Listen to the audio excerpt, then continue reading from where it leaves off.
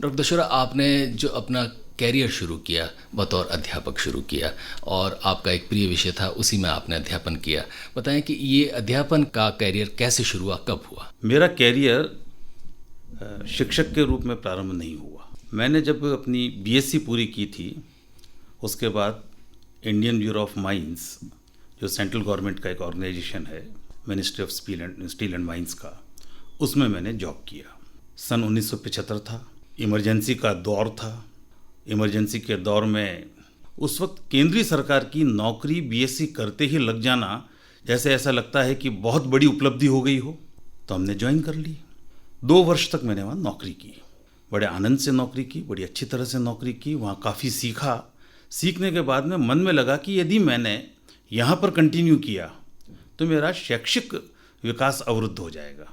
उस परमानेंट नौकरी को मैंने इस्तीफा देकर छोड़ी और मैंने जयपुर जाकर के स्टैटिस्टिक्स में एमएससी प्रारंभ की। एमएससी स्टैटिस्टिक्स में करने के बाद में मेरे को अवसर मिला, उदयपुर विश्वविद्यालय में कृषि संकाय में लेक्चरर का एक पद खाली था और वहाँ मैंने आवेदन किया।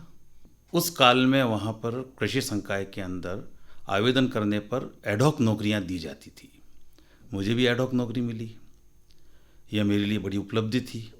किसी विश्वविद्यालय के अंदर अपने विषय के अंदर व्याख्याता अनुसंधान के पद पर आपको नियुक्ति मिले।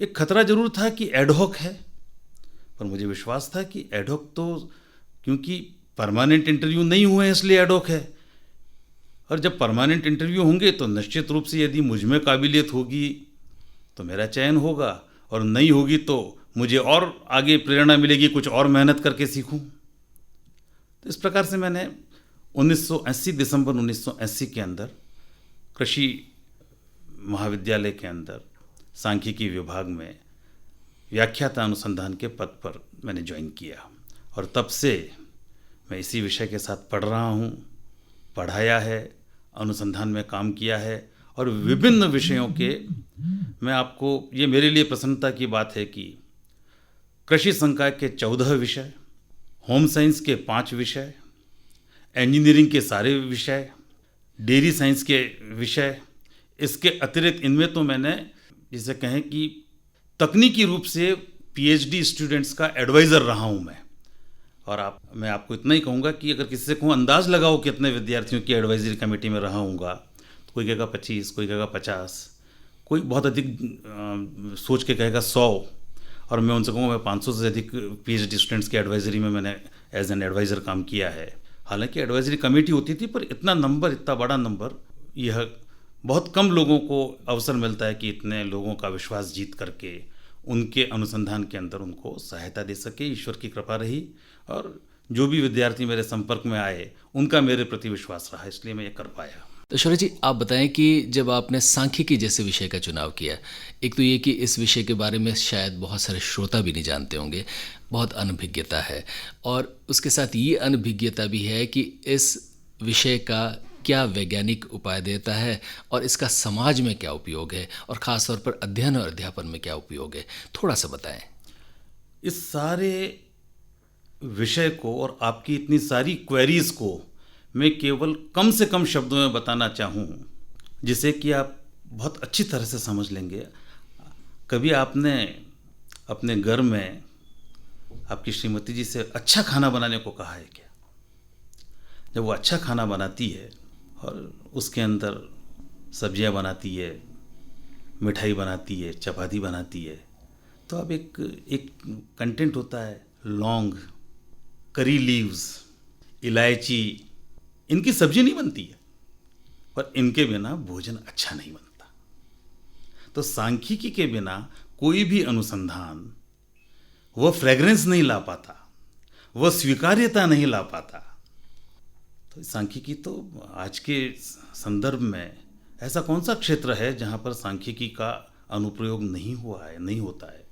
मुझे इस बात का संतोष है कि मैंने कला में सांख्यिकी का प्रयोग किया है, मैंने साहित्य में किया है, भाषा में किया है, जो जिसके बारे में अंदाज नहीं लगा सकते हैं, और बाकी अन्य विषय तो हैं ही जिनको मैंने बताया।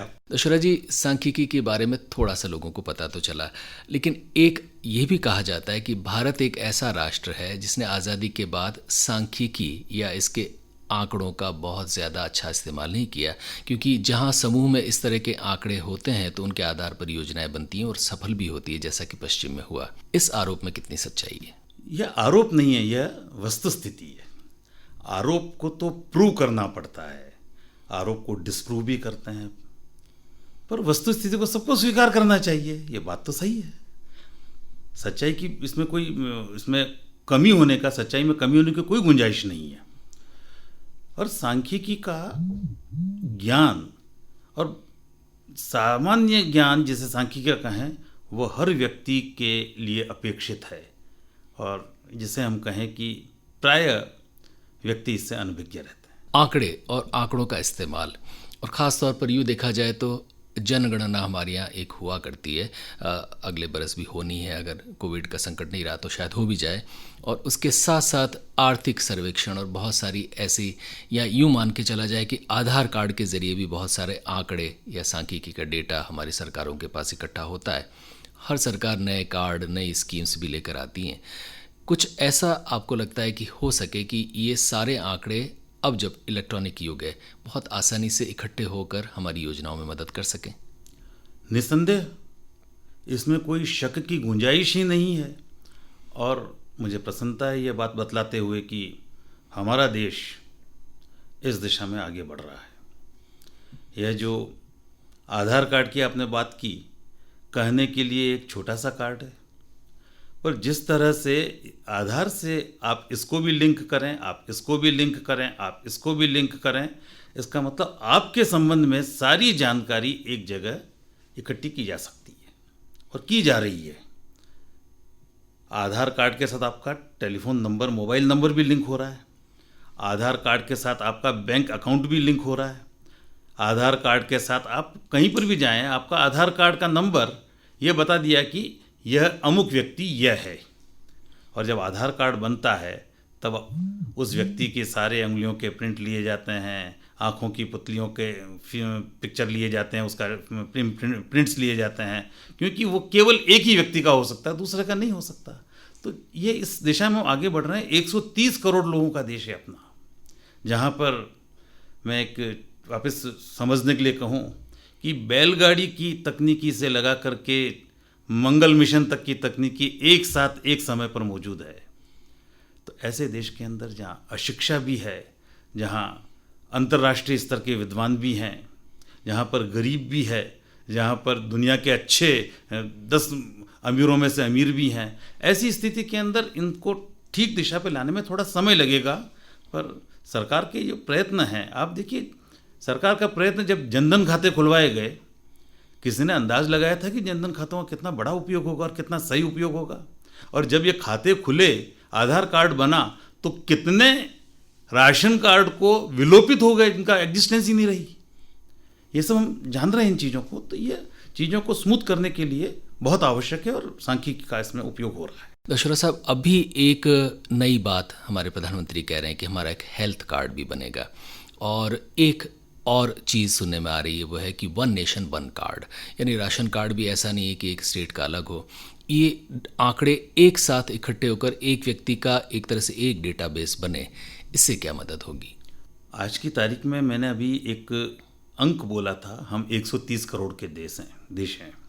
यह 130 करोड़ का अंक एक अनुमानित अंक है, पर जिस दिन हम पूरे देशवासियों को इस प्रकार से लिंक करते हुए, उनका एक राशन कार्ड बनाते हुए, पूरे देश में एक आधार कार्ड बनाते हुए जब हम लिंक कर देंगे सारे लोगों को, तो हमें हर क्षण की पॉपुलेशन मालूम होगी, कहाँ पर कौन है यह मालूम होगा, कोई डुप्लीकेट नहीं होगा। और हमारी जो संसाधन है उनको ठीक तरह से नियोजित करने में कितना बड़ी मदद मिलेगी, इसकी हम कल्पना नहीं कर सकते। डॉक्टर दशहरा, अब एक शब्द चला है डेटा, और डेटा एक तरह से सांख्यिकी का ही डेटा हुआ, और डेटा की अब कीमत हो गई है। और आए दिन आरोप लगते हैं कि आप किसी सोशल साइट पर जा रहे हैं या किसी बैंक के आप ग्राहक हैं, तो वो या बहुत सारी कंपनी जो है आपका डेटा जो है किसी को देती हैं, आपका डेटा एक तरह से आपकी जो प्राइवेसी है उसको चुरा लिया जाता है। ये डेटा इकट्ठा होना एक जगह कितना ख़तरनाक है, और ये इस तरह इसका बेचा जाना, ये क्या चीज़ है? मैं थोड़ा सा विषय को परिवर्तन करना चाहूँगा। जब पृथ्वी पे मानव का सृजन हुआ, उस वक्त पावर क्या थी? Fire is the power.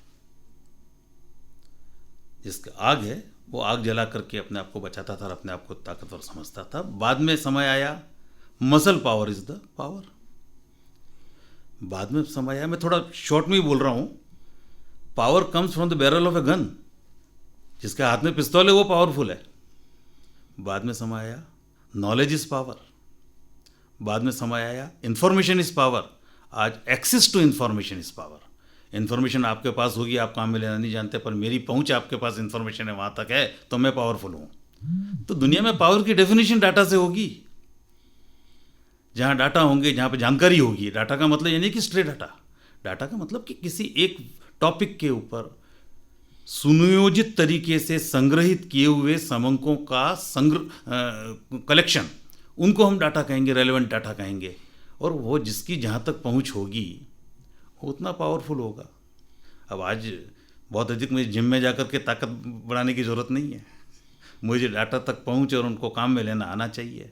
तो जिस चीज़ की उपयोगिता है तो उसकी तो कीमत होगी। कीमत होगी तो जो कीमत चुका सकेगा वो वहाँ तक पहुँच पाएगा। और इस कीमत के को जान करके अभी हम देख रहे हैं कितने बड़ी बड़ी कंपनियां जिनके ऊपर आरोप लग रहे हैं वो अपने आप को डिफेंड कर रही हैं। सरकारें कोशिश कर रही कि उनके डाटा, उनके यहाँ की जानकारी दूसरे नहीं ले जाएं। अभी अभी हम हाल ही में हमारे राज्य ने, हमारे देश ने चीन के ऐप्स पर प्रतिबंध लगाया। क्यों लगाया? डाटा चोरी जा रहे थे, वो हमारी यहाँ की जानकारी से लाभ ले रहे थे। मैं एक चीज़ और आपको बताना चाहूँगा, जब जब भी किसी देश के अंदर क्रांति लानी होती है, परिवर्तन लाना होता है, तब जानकारी चाहिए होती है। और किसी देश को गुलाम बनाना होता है तो भी उस देश की कला के बारे में, संस्कृति के बारे में, इतिहास के बारे में, हैबिट्स के बारे में दुश्मन देश जानकारी इकट्ठी करके फिर कुछ संवेदनशील बिंदुओं पर आघात करता है, जिससे समाज में परिवर्तन होता है। तो डाटा तो बहुत ज़रूरी है आज की तारीख में, देश की सुरक्षा के लिए भी ज़रूरी है। और डाटा की रक्षा करना उतना ही ज़रूरी, उससे ज़्यादा ज़रूरी जितनी कि कोई देश सोने की रक्षा करता है, अपनी सीमाओं की रक्षा करता है, उतना ज़रूरी डाटा की रक्षा करना है। जैसा कि अभी संदर्भ आया, डाटा के साथ सबसे बड़ा खतरा हो गया डाटा की चोरी। शत्रु भी कर सकता है, मित्र भी कर सकता है। आप जो हैं ये जानकारी किसी दूसरे के पास, ये चोरी, आपके व्यक्तित्व की चोरी, आपकी प्राइवेसी की चोरी, इसके भी तो खतरे हैं। बिल्कुल।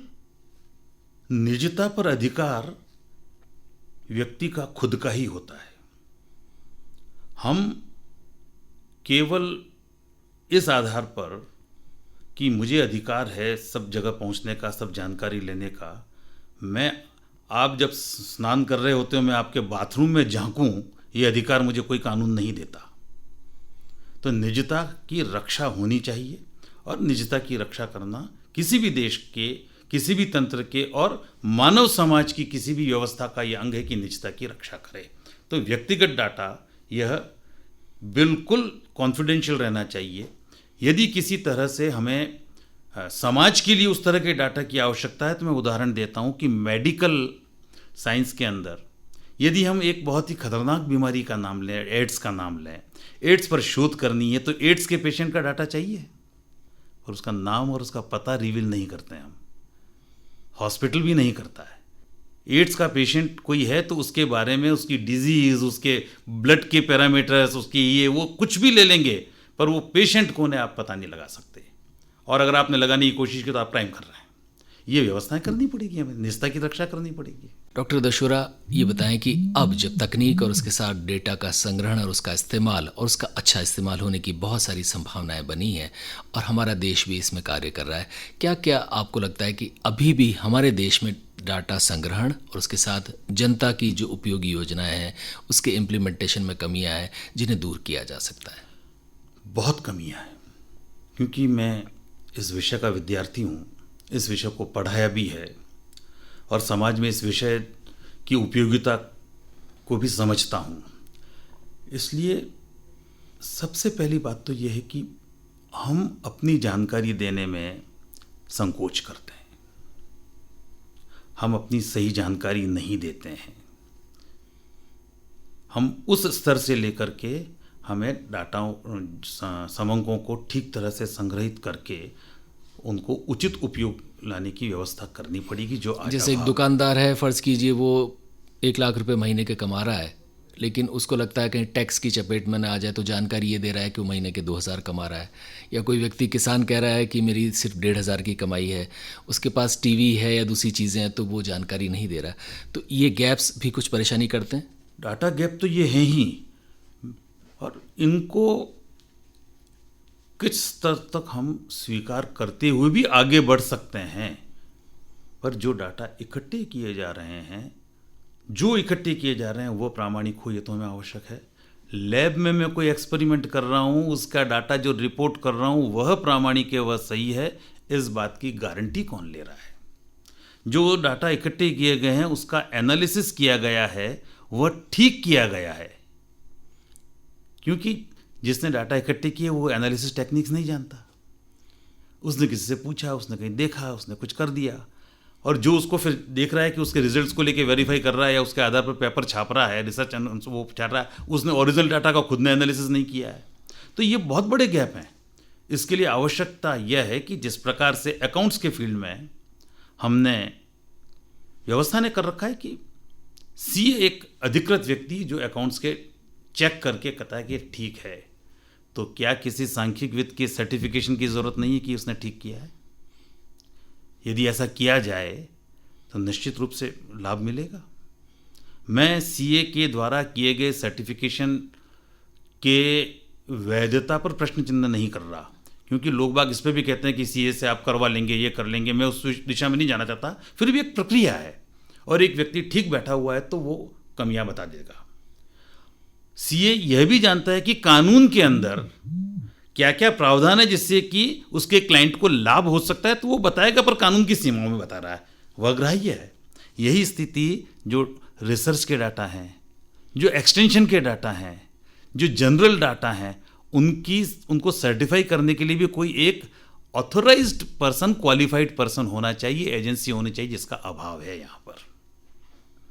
इसी तरह से इतने सरकारी डिपार्टमेंट हैं, हर एक जगह डाटा आते हैं।